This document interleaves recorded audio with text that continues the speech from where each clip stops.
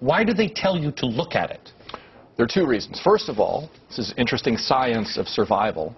People typically think that the only exit is the entrance they came in. It's the, what was the Great White Fire in Rhode Island? The station fire in Rhode Island. Yeah. That if you came in one entrance, that's the way you get out. As you know, in the station fire in Rhode Island, that cost a lot of people their lives because there were other exits to get out of, but they tried to get out. And when they pulled the bodies from that fire, people were wedged into that one entrance trying to get out of there. So they tell you to look at all the exits, and they tell you to memorize. They tell you to, where's the exit? It could be behind you. Look at it.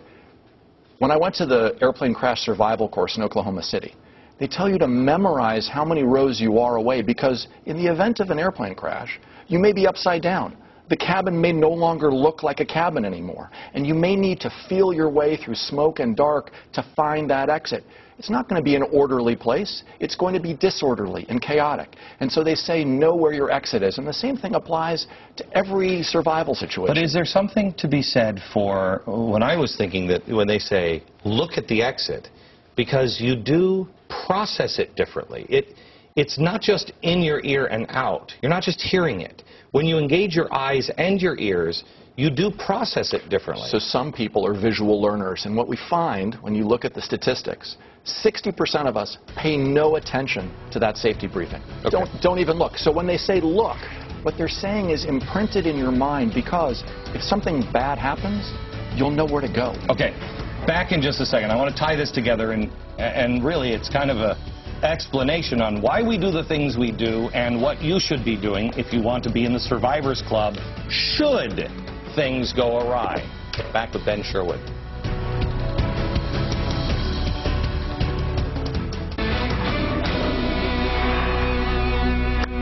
We're back with Ben Sherwood. He's the author of The Survivors Club, a book. Does the book have the test in it? That's been a while since I've read it. It does. It does have the test in it.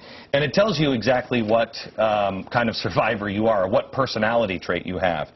Ben, I'm trying to take people to take them to a place to where they will think out of the box, because I think that's the only reason why I get stuff in advance, is because I'm not looking at it like everybody else is looking at it.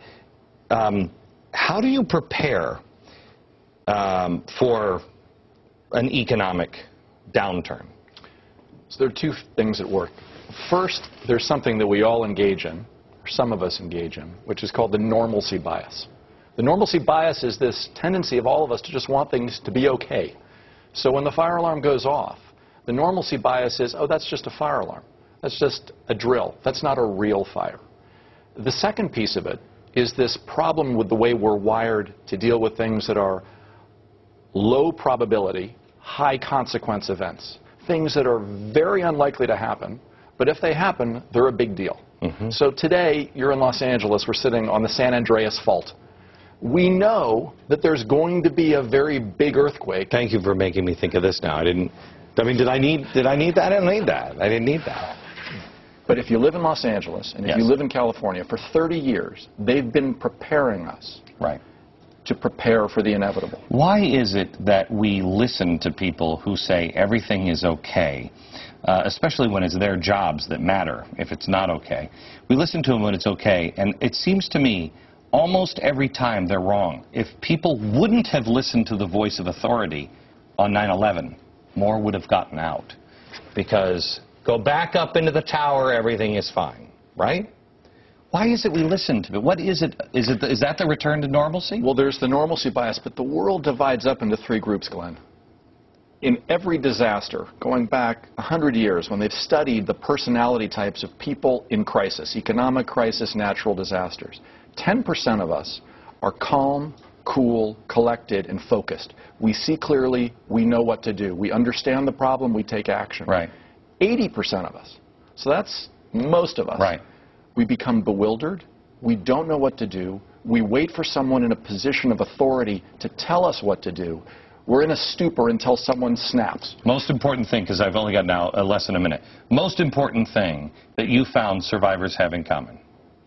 That's a tough one, but I'd say that the surprise of my research, the leading experts in this field, the guys who have trained Marines and SEALs to survive. You're going to love this because he's a journalist from New York. Go ahead, say it. These guys say that in the end, faith and family are the two greatest and most powerful survival tools. Say it again, just because I like making the New York journalist say faith. Faith. Faith. Ben, thank you very much. We'll see you in a couple of weeks. We have a special show that you do not want to miss in a few weeks. I put together a thread between Ben and two of his friends. And it's amazing what they've stumbled onto, the three of them, without knowing it. We'll do that in a couple of weeks. Next, Iran. Iran. Treat them as a serious threat. A few words on that next.